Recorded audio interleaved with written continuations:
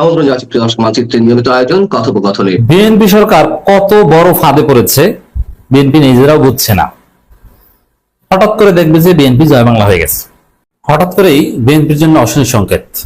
চারিদিকে অনেকেই বিএনপি ছাড়ছে, ক্ষমতাসীন দলের প্রতি অনেকে হতাশ হয়ে পড়ছে, অনেকে স্পষ্ট করে জাতির সামনে বলছে যে না, এই বিএনপির সাথে আর পথ চলা সম্ভব নয়। অনেকে বিএনপি থেকে পদত্যাগ করছে, যাদের পদ পদবি নেই তারা নীরবে নিভৃতে বিএনপি থেকে দূরত্ব বজায় রাখছে। বিএনপি কিছুদিন পর আর দালাল খুঁজে পাবে না। আসল ঘটনা হচ্ছে বিএনপি বেশি দিন টিকতে পারবে না, এই ঘটনা অনেকের কাছে ফাঁস হয়ে গেছে, যার ফলে অনেকে বিএনপি ছাড়ছে আগে ভাগে। আওয়ামী লীগ ক্ষমতা ছিল, তারপরও যখন জুলাই আন্দোলন শুরু হয়েছে তখন অনেকে কিন্তু আওয়ামী লীগ ছেড়েছে। অনেক ছাত্রলীগ নেতা, আমাদের বন্ধু, ছোট ভাই আওয়ামী লীগ নেতা, তারা আওয়ামী লীগ ছেড়েছে। তখন কোন অপরাধী দলও অপরাধ করলেও সেটা দেখেও অনেকে না দেখার ভান ধরেন, কারণ ক্ষমতায়। আর বিবেক বোধে বাজলেও মনে মনে আক্ষেপ করেন, কিন্তু দল ছেড়ে যান না। কেন? যে ক্ষমতায় আছে। কিন্তু তখনই প্রকাশ্যে ঘোষণা দিয়ে দল ছাড়েন যখন যে এদের ক্ষমতা টিকবে না এই বিশ্বাস হয়। তো দর্শক, দুইটা খবর। একটা হচ্ছে সাখাওয়াত হোসেন সায়ন্ত একজন ডাক্তার এবং বিএনপির একজন পুরনো অ্যাক্টিভিস্ট, ফেসবুকে, মিডিয়ায়, বিশেষ করে টক শোতে, তাদের মধ্যে বা বিএনপির যদি একদম টপ প্রকৃত বিএনপির প্রতিনিধিত্ব করেন এরকম যদি 5 জন অ্যাক্টিভিস্টের তালিকা করা হয়, তাহলে এই সাখাওয়াত হোসেন সায়ন্ত একজন। তিনি অনবরত বিএনপির পক্ষে বয়ান উৎপাদন করে আসছিলেন। এখন বিএনপিতে অনেক অ্যাক্টিভিস্ট গজিয়েছে, যেমন রেজাউল করিম রনি। এই রনি কোনোদিন বিএনপির পক্ষে ছিল না, কোনোদিন বিএনপি ছিল না। এ একসময় ছিল জামাতপন্থী, এরপরে এনটি শাহবাগী, এই একসময় এই এনসিপির ছেলেরা তাকে ডাকতো। এ বিএনপি সাজছে নতুন। রেজাউল করিম রনি কোনো বিএনপির অ্যাক্টিভিস্ট না। অ্যাক্টিভিস্টের একটা পছন্দ থাকতে পারে, আর বিশ্লেষক সাধারণত নিরপেক্ষ হয়। বিএনপির অ্যাক্টিভিস্ট ছিল তো পিনাকি ভট্টাচার্য। আজকে পিনাকি ভট্টাচার্য নাই বিএনপিতে, বিএনপির সাথে কোনো সম্পর্ক নাই। এরপরে এই সাইয়েদ আব্দুল্লাহ তো শুক্রে 8 দিন ওর জন্ম, ও জীবনে বিএনপির পক্ষে কোনো প্রচারণা করেনি। আজকে তারেক রহমানের ব্যক্তিগত বিশেষ সহকারী হয়ে গিয়েছেন, এটা সম্ভবত প্রতিমন্ত্রী মর্যাদায়, বিরাট কিছু। এছাড়া এই ডেসপিকেবল মাদারবোর্ড ফাহাম আব্দুল সালাম, মির্জা ফখরুল রাজনীতিতে চুপচাপ, ফাহাম আব্দুল সালাম চুপচাপ। বিএনপির অ্যাক্টিভিস্ট আসলে কারা যদি খুঁজেন, একদম টপ লেভেলে পাবেন এই সাখাওয়াত হোসেন সায়ন্তকে। একজন পোর খাওয়া বিএনপি অ্যাক্টিভিস্ট, এবং তিনি নিজে ব্যক্তি জীবনে অনেক হয়রানির শিকার হয়েছেন, পেশাগত জীবনে অনেক বঞ্চিত হয়েছেন বিএনপি করার কারণে। সেই সাখাওয়াত হোসেন সায়ন্ত বলছেন, আমি বিএনপি করি কিন্তু বিএনপির পক্ষে বলবার মতো পয়েন্ট পাচ্ছি না। এর মানে তিনি আর বিএনপির সাথে থাকতে পারছেন না। বিএনপি অন্যায় করতে করতে, প্রতারণা করতে করতে এমন পর্যায়ে গিয়েছে বিএনপির পক্ষে বলার মতো কোনো পয়েন্ট নেই। টক শোতে ছোট ছোট বাচ্চা ছেলেদের কাছে বিএনপির বড় বড় অ্যাক্টিভিস্টরা নাকানি চুবানি খায়, কারণ তাদের কোনো যুক্তি নাই, তারা কুলিয়ে উঠতে পারছে না, তাদের ক্যাপিটাল ফুরিয়ে গেছে। দর্শক, শুধু সাখাওয়াত হোসেন সায়ন্ত না, যারাই বিএনপির পক্ষে টক শোতে কথা বলে, নীলুফার চৌধুরী, মনি থেকে শুরু করে যে হোক না কেন, নেতা কিংবা অ্যাক্টিভিস্ট, বিশ্লেষক, সবার মুখ শুকিয়ে গেছে, তারা আর কথা বলতে পারছে। এখন তার প্রকাশ্যে হতাশা ব্যক্ত করছে। এই সাখাওয়াত হোসেন সায়ন্তের এই বক্তব্যের অর্থ হচ্ছে তিনি এখন আর বিএনপি নাই, তিনি এখন মধ্যমপন্থী বা নিরপেক্ষ একটা অবস্থান নেবেন। কেন সাখাওয়াত হোসেন সায়ন্ত এই চূড়ান্ত সময় এসে, এত প্রবীণ বিএনপি, তিনি এখন এসে বলছেন যে বিএনপির পক্ষে আর কথা বলতে পারছি না? এর অর্থ হচ্ছে বিএনপির জন্য অশনি সংকেত। অনেকে বিএনপি ছাড়বে, আর সাখাওয়াত হোসেন সায়ন্ত কার্যত বিএনপি ছেড়ে দিয়েছেন। হাজার হাজার লক্ষ লক্ষ বিএনপি ছেড়ে যাবে, আর বিএনপির ভোটার যারা, তাদের একটা বিরাট অংশ অলরেডি ধরা খেয়েছে, তারা চলে গিয়েছে। দর্শক, বিএনপির সঙ্গে আর পথ চলা সম্ভব নয়। দীর্ঘ স্ট্যাটাস দিয়ে ঢাবি ছাত্রদল যুগ্ম সাধারণ সম্পাদকের পদত্যাগ, এটা যা শুরু। এর মানে ছাত্রদল থেকে এই মুহূর্তে কেউ পদত্যাগ করে, এখন তো রুটি রুজি, চাকরি কিংবা কিছু একটা পাবে, কিন্তু না। এই বিচক্ষণ ছেলে দেখতে পেয়েছেন যে এই বিএনপি তো টিকবে না, জনগণের ম্যান্ডেটের সাথে প্রতারণা করে কোনো দল টিকতে পারে না।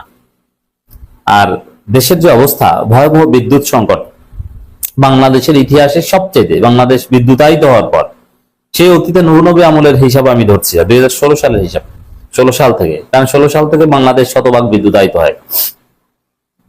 তারপর থেকে সবচেয়ে ভয়াবহতম বিদ্যুৎ বিপর্যয় বাংলাদেশ, এবং সামনে অর্থনৈতিক মন্দা আসছে, মানুষের জীবন নাবিশ্বাস হয়ে উঠছে। এই পরিস্থিতিতে বিএনপির সঙ্গে পথ চলাটা নিরাপদ নয়, কারণ বিদ্যুতের দাবিতে, খাবারের দাবিতে, তেলের দাবিতে, জ্বালানির দাবিতে মানুষ যে কোনো সময় রাজপথে নেমে পড়তে পারে, বিএনপিকে জয় বাংলা করে দিতে পারে। এই জন্যে আগে ভাগে অনেকে বিএনপির সাথে পথ চলা ছিন্ন করছে। হ্যাঁ, এটা বৈশ্বিক ক্রাইসিস হতে পারে, কিন্তু তার এই জন্য যে সরকারের পতন হবে তা না। কিন্তু সরকার সব একসাথে মাখিয়ে ফেলেছে। একদিকে অর্থনৈতিক ক্রাইসিস, জ্বালানি সংকট থেকে শুরু করে মানুষের জনজীবনের প্রত্যেকটা ডেইলি কমোডিটিস এর উপর ভয়াবহ প্রভাব, মূল্য বৃদ্ধির একটা অবস্থা চলে এসছে। আরেকদিকে তারা আওয়ামী লীগের সাথেও প্রতারণা করেছে। তো সব ফ্রন্টে তো বিএনপি খেলতে পারবে না। জাতীয় দুর্যোগ মোকাবিলায় বাংলাদেশ জাতীয়তাবাদী দল বিএনপি কপটতার আশ্রয় নিয়েছে। যেমন এই যে কি কপটতা দেখেন, হাম একটা মহামারী, কিন্তু এরা বলছে না, মুনাফিকি করছে, বলছে যে কিছু না, এবং গোপন করছে তথ্য। তাই দলের প্রতি সমর্থন প্রত্যাহার করছে উল্লেখ করে ছাত্রদল থেকে পদত্যাগ করেছে বাংলাদেশ জাতীয়তাবাদী ছাত্রদল ঢাকা বিশ্ববিদ্যালয় শাখার যুগ্ম সাধারণ সম্পাদক শেখ শোভন। এরকম আরো অনেক দেখবেন সামনে, যারা অনলাইনে কথা বলে বিভিন্ন দল থাকবে না বিএনপির সাথে, জোনায়েদ সাকিরা থাকবে না,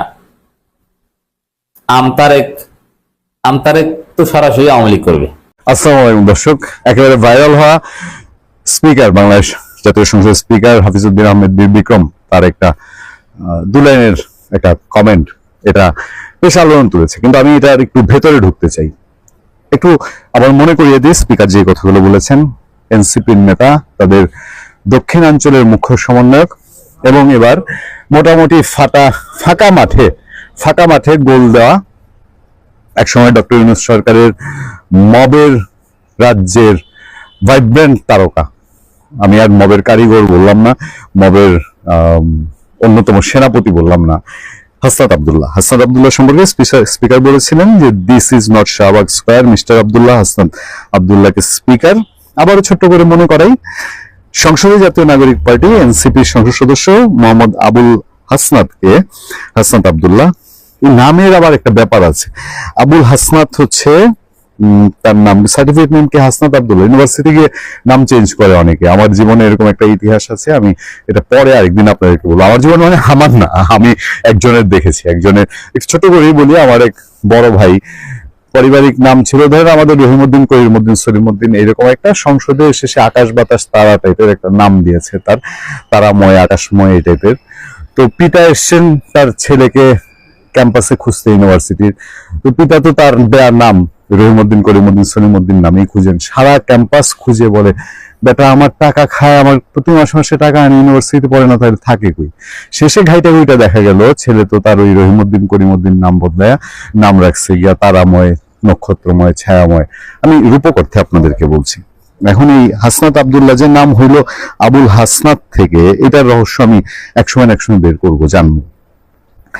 এই হাসনাত আব্দুল্লাহকে অসহিষ্ণু না হওয়ার আহ্বান জানিয়েছেন স্পিকার হাফিজউদ্দিন আহমেদ। তিনি স্মরণ করিয়ে দিয়ে বলেন, this is not Shahbag square, এটা শাহবাগ চত্বর নয়। এই কথাটাই আপনারা একটু খেয়াল করার চেষ্টা করবেন। আচ্ছা, শুক্রবার মাগরিবের নামাজের পর জাতীয় সংসদের অধিবেশনে সংশোধিত আকারে জুলাই স্মৃতি জাদুঘর বিল পাশ নিয়ে সরকারি দল ও বিরোধী দলের মধ্যে বিতর্কের সময় হাসনাত আব্দুল্লাহ উদ্দেশ্যে কথা বলেন স্পিকার। বিরোধী দলের অভিযোগ, জাতীয় সংসদের বিশেষ কমিটির বৈঠকের সমঝোতায় ব্যত্যয় ঘটিয়ে সরকারি দল সংশোধিত আকারে জুলাই স্মৃতি জাদুঘর বিল পাশ করেছে। এর প্রতিবাদে ওয়াকআউট করেছে বিরোধী দল। এ বিষয়ে বিরোধী দলের নেতা শফিকুর রহমান ও বিরোধী দলের চিফ হুইপ নাহিদ ইসলাম কয়েক দফা বক্তব্য দেন। আইনমন্ত্রী মোহাম্মদ আসরুজ্জামান ও স্বরাষ্ট্রমন্ত্রী সালাউদ্দিন আহমেদও পাল্টা জবাব দেন। এ নিয়ে উভয় পক্ষের মধ্যে প্রায় 40 মিনিট বিতর্ক হয়। দুই পক্ষের বিতর্কের মাঝামাঝিতে স্পিকার হাফিজউদ্দিন আহমেদও বিরোধী দলকে শান্ত করার চেষ্টা করেন। এ প্রসঙ্গে তিনি অতীতের সংসদ ও বর্তমান সংসদের তুলনা করেন। অতীতের তুলনায় বর্তমান সংসদে খুবই সহযোগিতামূলক, প্রাণবন্ত ও কার্যকর বলে অভিহিত করেন। স্পিকারের বক্তব্যের সময় জুলাই আন্দোলনের সম্মুখ সারির নেতা ও এনসিপি আব্দুল্লাহ নিজ আসন থেকে দাঁড়িয়ে সরকারি দলের ভূমিকার প্রতিবাদ জানান, হইচই করতে থাকেন। এ সময় স্পিকার হাসনাত আব্দুল্লাহকে উদ্দেশ্য করে বলেন, এত অসহিষ্ণু হলে চলবে না mister Abdullah, this is not Shahbag square, this is parliament. এটা শাহবাগ চত্বর না, এটা সংসদ, এখানে ধৈর্য ধরে অপেক্ষা করতে হবে, শুনতে হবে। স্পিকার এই মন্তব্যের পর সংসদে জোরে চিৎকার চেঁচামেচি শোনা যায়। এর মধ্যে স্পিকার কথা বলতে থাকেন। তিনি বলেন, এখানে মৌখিক কথা বলার স্কোপ খুবই কম, নোটিশ দেবেন, আমরা তা আমলে নেব। হাসনাত আব্দুল্লাহরা শাহবাগ চত্বরেরও আসলে নায়ক বলবো কিনা, শাহবাগ চত্বরেরও কিং মেকার না। শাহবাগ চত্বরে এই জাতির জন্যে ইতিহাস তৈরি হয়, এই টাইপের কোনো উপস্থিতি কোনোদিন হাসনাত আব্দুল্লাহরা দেখাতে পারেন। হাসনাত আব্দুল্লাহরা শাহবাগকে কলঙ্কিত করেছেন। যে শাহবাগ মুক্তির শপথ নেওয়া শাহবাগ, যে শাহবাগ গণতন্ত্র অসাম্প্রদায়িকতার শাহবাগ, সেই শাহবাগকে তারা জড়ো হয়েছেন কখনো কখনো ইনকেলাব মঞ্চের স্লোগান নিয়ে, কখনো কখনো অশ্লীল স্লোগান নিয়ে, কখনো কখনো জাতীয় সঙ্গীত অবমাননা করে, কখনো কখনো রাজাকার আমি কে তুমি কে রাজাকার নিয়ে, কখনো কখনো আওয়ামী লীগ নিষিদ্ধের জন্য নাটক তৈরির প্ল্যাটফর্ম হিসেবে। সেখানে তারা অভ্যস্ত। এই নাটকীয় কিছু চিৎকার চেঁচামেচি করে তাদের নিজস্ব প্ল্যান্টেড লোক দিয়ে দাবি আদায়। সংসদেও যে একটা সমঝোতার ব্যাপার স্যাপার আছে, সমঝোতার মধ্যে দিয়ে তারা যেরকম এমপি অনেকে বলেন শোনা যায়, এই সমঝোতার জায়গায় এই যে মাঝে মধ্যে হাউকাউ চিৎকার করেন, এটাও কি শাহবাগে যে টাইপের নাটক করেছেন সেই নাটকের কোনো পার্ট? পররাষ্ট্রমন্ত্রী ডক্টর খলিলুর রহমান, তিনি ভারত সফর করেছেন, নিশ্চয়ই খুবই আলোচিত ভারত সফর। এটি কোনো ভারত সরকারের আমন্ত্রণে সরকারি সফর টাইপের সেরকমও না, আবার দুই দেশের দ্বিপাক্ষিক কোনো বড় সফর না। তিনি মরিশাস যাচ্ছিলেন ভিন্ন একটা অনুষ্ঠানে যোগ দিতে, তার পথে তিনি ভারতে গেছেন। কিন্তু তার এই ট্যুরের প্রতি বাংলাদেশে আমরা সাংবাদিক যারা আছি এবং ভারতীয় সাংবাদিক সবার ছিল তীক্ষ্ণ নজর। কারণ দুই দেশেই মানে আনুষ্ঠানিক সরকারি যে কাঠামো, ধরেন ভারতে বিজেপি তাদের সরকারি কর্মকর্তা কর্মচারীরা, বাংলাদেশে বিএনপি জামাতে ইসলাম তাদের সরকারি কর্মকর্তা কর্মচারী, এর আড়ালেও বড় একটা জনগোষ্ঠীর আগ্রহের জায়গা হচ্ছে আওয়ামী লীগ। আওয়ামী লীগ নিয়ে কিছু হয় কিনা, ভারতে আমাদের ভিসা সুবিধা যেটা বন্ধ হয়েছিল সেগুলো চালু হয় কিনা, ভারতের সাথে সম্পর্কটা আগের মতো হয় কিনা, এই প্রেক্ষাপটে আমি একটু ধরিয়ে দিই। আমাদের পররাষ্ট্রমন্ত্রী কিছু কথা বলেছেন, সেই কথাগুলো আমরা একটু জেনে নেই, তাহলে আমাদের জন্য আলোচনা করতে সুবিধা হবে। নয়াদিল্লি ও ঢাকা শূন্য থেকে শুরু করেছে। কেমন? নয়াদিল্লি ও ঢাকা শূন্য থেকে শুরু করছে না, বরং এমন এক সম্পর্কের স্মৃতি থেকে এগুচ্ছে যা গড়ে উঠেছে অভিন্ন নদী, অভিন্ন সীমান্ত এবং সাংস্কৃতিক ঘনিষ্ঠতার ভিত্তিতে। এসব ক্ষেত্রে আনুষ্ঠানিক কূটনীতি অনেক সময় অপ্রয়োজনীয় মনে হয়। বাংলাদেশের প্রধানমন্ত্রী তারেক রহমানের নেতৃত্বে নতুন সরকার ক্ষমতায় আসার পর ভারতীয় গণমাধ্যমে প্রথম সাক্ষাৎকারে এনডিটিভিকে পররাষ্ট্রমন্ত্রী খলিলুর রহমান বলেন, তিনি দ্বিপাক্ষিক সম্পর্কের ভবিষ্যৎ দেখছেন ধীরে ধীরে কিন্তু নিশ্চিতভাবে, এটি ধারণার আলোকে। এর একটি প্রতিফলন দেখা যায় ২৬ মার্চ দিল্লিতে বাংলাদেশের জাতীয় দিবস অনুষ্ঠানে। খুবই দুর্দান্ত একটা জাতীয় দিবসের অনুষ্ঠান। আমাদের ২৬শে মার্চ মহান স্বাধীনতা দিবসে দিল্লি হাইকমিশন, আমাদের হাইকমিশন দিল্লিতে খুবই দারুণ সাকসেসফুল একটা অনুষ্ঠান করেছেন, যেখানে ভারতীয় সাংবাদিকরা, ভারতীয় সাবেক কূটনীতিকরা, ভারতের সাবেক গোয়েন্দা কর্মকর্তারা তারা উপস্থিত ছিলেন এবং পেট ভরে সবাইকে কাচ্চি বিরিয়ানি খাইয়েছিলেন সফলভাবে। সেটার রেফারেন্স দিয়ে বলা হচ্ছে, সেখানে দুই দেশের জাতীয় সঙ্গীত সরাসরি পরিবেশন করা হয়, যা দুই দেশের শক্তিশালী সম্পর্কের প্রতীক হিসেবে উঠে আসে। খলিলুর রহমানের ভাষায় এটি ছিল একটি স্মরণীয় মুহূর্ত। তিনি বলেন, নয়াদিল্লির পরিবেশে তিনি এক ধরনের সম্মিলন লক্ষ্য করেছেন, সেখানে দুই দেশেরই আলোচনার সম্পৃক্ততা ও উদ্যোগ নিতে আগ্রহী। তিনি জানান, সম্পর্ক স্বাভাবিক করার জন্য দুই পক্ষই কাজ করছে, তবে এমন তাড়াহুড়া না করে ধীরে ধীরে আস্থা গড়ে তোলার জন্য প্রয়োজন ধৈর্য। মধ্যপ্রাচ্য সংকটের কারণে বৈশ্বিক জ্বালানি বাজারে যে অস্থিরতা তৈরি হয়েছে তা মোকাবেলায় ভারত ও বাংলাদেশ কিভাবে একসঙ্গে কাজ করবে, এটি হবে সম্পর্কের নতুন অধ্যায়ের একটি গুরুত্বপূর্ণ সূচক বলে তিনি উল্লেখ করেন। আপনারা পুরো ইন্টারভিউটা আপনারা পড়ে নেবেন। আমি এবার আপনাদেরকে দুটো কথা বলি। ভারত বাংলাদেশ একে অন্যের পরিপূরক। বাংলাদেশ ছাড়া ভারত চলতে পারবে না, ভারত ছাড়া বাংলাদেশ চলতে পারবে না। ইউনূস আমলে ইউনূসের যা দোষ আছে তো আসে। ইউনূস তো মজা মারতে এসেছিল। ইউনূস মনে করছে, ওরে আমার সাথে কিছু বাংলাদেশের ভারত বিরোধী আছে, কিছু পাকিস্তানপন্থী আছে, এইবার ভারতের এক হাত দেখায় নেব। ওই যে আসিফ মজনুর ওই দিন বললো না, তারা নাকি দেখানোর চেষ্টা করেছে বাংলাদেশের জন্য মেরুদণ্ড আছে, বাংলাদেশের সর্বনাশ করে। ওই যে মুষ্টিমেয় গ্রুপটা যারা ভারত বিরোধী জিকির করে, আমরা যখন ইউনূস আমলে বলেছি কাজটা ঠিক হচ্ছে না, ভারতের সাথে অযথা পাঙ্গা নেওয়া ঠিক হচ্ছে না, পাঙ্গা নিতে গেলে বাংলাদেশের ক্ষতি হবে, তখন বাংলাদেশের ভেতরে ওই ভারত বিরোধী অংশটা যারা কট্টর পাকিস্তান প্রেমী, পাকিস্তানপন্থী, এরা আমাদেরকে নানানভাবে আক্রমণ করার চেষ্টা করছে। আমরা যখন লাইভে বসেছি, আমরা কথা বলতে পারি না, আমাদেরকে ভারতীয় দালাল ট্যাগ দিয়ে সাংঘাতিকভাবে ব্যতিব্যস্ত রেখেছে। এই অংশটা এখন কেন চুপ, একদম নিশ্চুপ? দেখবেন এই যে তারেক রহমান সরকার, তারেক রহমান আসার পরে ইন্ডিয়ার সাথে আমাদের সম্পর্কের উন্নয়ন হচ্ছে, নানান রকম একটা চেষ্টা চলছে, এই পরিস্থিতিতে ওই অংশ চুপসে গেছে। এরা কি ভেতরে ভেতরে আবার শক্তি সঞ্চয় করছে যে আবার একদিন কোনো এককালে এক ইউনূস আসবে, ইউনূস আসলে পরে আমরা আবার একরকম ওই 7 সিস্টার ভেঙে দিতে যাবো, আবার ভারতের সাথে ভিসা বন্ধ করব, আবার ভারতের সাথে বাণিজ্য বন্ধ করব, এবং বাংলাদেশের মানুষকে ঘাস খাইয়ে রাখার যে স্বপ্ন তারা দেখছিল সেইটা করবে। আমরা মনে করি নতুন সরকার ভারত বাংলাদেশ সম্পর্ক উন্নয়নের যে চেষ্টা করছে, শেখ হাসিনা, আওয়ামী লীগ, এইসব সাবজেক্ট বাদ দিয়েও ভারত বাংলাদেশ সম্পর্কটা ওই স্টেবল অবস্থায় থাকুক। ভারতের মানুষজনের তার নিজস্ব যেমন একটা সেন্টিমেন্ট আছে, একটা অংশ তারা আওয়ামী লীগ নিয়ে আগ্রহী, বড় অংশ বাংলাদেশের একটা অংশ আগ্রহী, এগুলো রাজনীতির ভিন্ন প্রেক্ষাপটে রেখে যে কোনো সিচুয়েশনে ভারত বাংলাদেশ সম্পর্কটা একটা ব্যালেন্সের মধ্যে থাকুক, এই প্রত্যাশা রেখে আজকের মতো বিদায় নিচ্ছি। যারা গত 6টি পর্ব নর্থ ইস্ট নিউজে পড়েছেন কিংবা আমাদের ভিডিওতে শুনেছেন তারা জানেন, কিন্তু আজকে এই মুহূর্তে যারা নতুন এই ভিডিওতে যোগদান করছেন তাদের উদ্দেশ্যে বলছি যে বাংলাদেশের সিনিয়র সাংবাদিক এনায়েত কবির 2024-এ শেখ হাসিনা সরকারের পতনের পূর্বাপর সেনাবাহিনী এবং বাহিরের ভূমিকা নিয়ে একটি সিরিজ স্টোরি করছেন, তারই আজকে 7ম পর্ব প্রকাশিত হয়েছে। সেই 7ম পর্বের আলোকেই আমাদের আজকের আলাপের ফোকাস বা বিষয় মূলত চক্রান্তের জালে শেখ হাসিনা, যেভাবে সেনাপ্রধান ও গোয়েন্দা প্রধানরা ঘটালেন শেখ হাসিনার পতন। 5 আগস্ট 2024 বাংলাদেশের ইতিহাসে এক অবিস্মরণীয় দিন, কিন্তু আমরা যা দেখেছি তার নেপথ্যে কি অন্য কোনো বড় খেলা চলছিল? কিভাবে মাত্র কয়েক ঘন্টার ব্যবধানে একজন লৌহ মানবীকে দেশ ছাড়তে বাধ্য করা হলো, আজ আমরা বিশ্লেষণ করব সেই নেপথ্য কারিগরদের নিয়ে, যারা খুব কৌশলে শেখ হাসিনাকে চারপাশ থেকে ঘিরে ফেলেছিলেন। সেনাপ্রধান জেনারেল ওয়াকারুজ্জামান থেকে শুরু করে ডিজিএফআই ও এনএসআই প্রধানদের সেই মাস্টার প্ল্যান আজ উন্মোচিত হবে এই ভিডিওতে। 5 আগস্ট বিকেল গণভবনের স্পেশাল সিকিউরিটি ফোর্স বা এসএসএফ কর্মকর্তারা এক চরম অনিশ্চয়তায়। প্রধানমন্ত্রী কোথায় যাবেন, কার কাছে নিরাপদ, তা নিয়ে কোনো স্পষ্ট ধারণা ছিল না তাদের। অথচ কুর্মিটোলার বাসার বেজে তখন ছিল রাজকীয় প্রটোকল। শেখ হাসিনা ততক্ষণে বুঝে গেছেন তিনি বড় ধরনের বিশ্বাসঘাতকতার শিকার হয়েছেন। উত্তরা থেকে যখন কারফিউ ব্যারিকেড হঠাৎ তুলে নেওয়া হলো, তখনই তিনি বুঝতে পারেন তার সময় শেষ। ঢাকা সেনানিবাস থেকে ঘোষণা এলো, সেনাপ্রধান জেনারেল ওয়াকারুজ্জামান জাতির উদ্দেশ্যে ভাষণ দেবেন। এই একটি ঘোষণাই ছিল ক্ষমতার পালাবদলের চূড়ান্ত সংকেত। অনেকে বলছেন কোটা সংস্কার আন্দোলন দমনে সামরিক বাহিনীর ওপর অতি নির্ভরশীলতাই ছিল শেখ হাসিনার সবচেয়ে বড় রাজনৈতিক ভুল।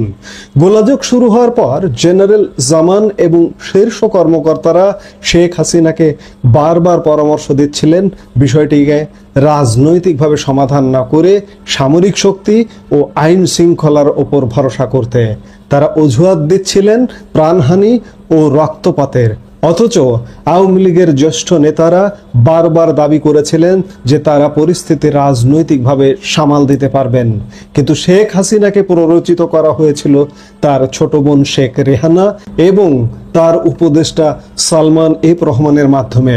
অভিযোগ আছে সেনাপ্রধান, ডিজিএফআই এবং এনএসআই প্রধানরা মিলে তাকে একটি মিলিটারি ডিপেন্ডেন্ট বা সামরিক বাহিনীর ওপর নির্ভরশীল বলয়ে বন্দী করে ফেলেন। সেই মরণ ফাঁদেই শেষ পর্যন্ত পা দিয়েছিলেন তিনি। 5ই আগস্ট তাকে যখন বাসার বেজে নেওয়া হয়, তিনি ভেবেছিলেন তাকে নিরাপত্তার খাতিরে টুঙ্গিপাড়ায় নেওয়া হচ্ছে। সেখানে পৌঁছানোর পর তিনি বুঝতে পারেন তিনি আর ক্ষমতায় নেই। 2024 সালের 7ই জানুয়ারি নির্বাচনের আগে থেকেই শেখ হাসিনার চারপাশে একটি শক্তিশালী গোয়েন্দা বলয় বা চট্টগ্রাম সার্কেল তৈরি করা হয়েছিল। এই সার্কেলে কারা ছিলেন? চট্টগ্রামের মোহাম্মদ কায়কাউস হলেন মুখ্য সচিব। এনএসআইয়ের প্রধান হিসেবে নিয়োগ পেলেন হাটহাজারের মেজর জেনারেল মোরশেদ, যিনি বিএনপি নেতা মোরশেদ খানের ভাগ্নে জামাতা। কক্সবাজারের মেজর জেনারেল হামিদুল হক হলেন ডিজিএফআই প্রধান। হামিদের পরামর্শেই নাইমুল ইসলাম খানকে প্রেস সেক্রেটারি করা হয়। এমনকি সামরিক সচিব মেজর জেনারেল কবির আহমেদও এই চক্রের ঘনিষ্ঠ হয়ে ওঠেন। পাশাপাশি সালমান এফ রহমান, যার সাথে পাকিস্তানের ঘনিষ্ঠতার কথা শোনা যায়, তিনিও হয়ে ওঠেন প্রধান কুশীলব। এই চক্রের সাথে নিয়মিত যোগাযোগ রাখতেন তৎকালীন জাতিসংঘ প্রতিনিধি গোয়েন লুইস। অভিযোগ আছে তারা শেখ হাসিনাকে এমন কিছু প্রস্তাব দিয়েছিলেন যা সার্বভৌমত্বের জন্য বিতর্কিত, যেমন রামু সেনানিবাসকে জাতিসংঘের স্থায়ী ঘাঁটি করা বা রাখাইন অঞ্চলে সামরিক করিডোর তৈরি। এমনকি 5ই আগস্ট গণপিটুনির মাধ্যমে শেখ হাসিনাকে হত্যার একটি চক্রান্ত ছিল বলেও দাবি করা হয়, যাতে বিদেশি হস্তক্ষেপের অজুহাত তৈরি করা যায়। সেই চরম মুহূর্তে ভারতের একজন শীর্ষ জাতীয় নিরাপত্তা কর্মকর্তার হস্তক্ষেপে শেখ হাসিনার প্রাণ রক্ষা পায়। ভারতের সেনাপ্রধান জেনারেল উপেন্দ্র দ্বিবেদীর কাছ থেকে আকাশপথ ব্যবহারের অনুমতি আগে ভাগেই নিয়ে রেখেছিলেন জেনারেল ওয়াকারুজ্জামান। এসএসএফ বা পুলিশ কিছুই জানতো না গন্তব্য সম্পর্কে।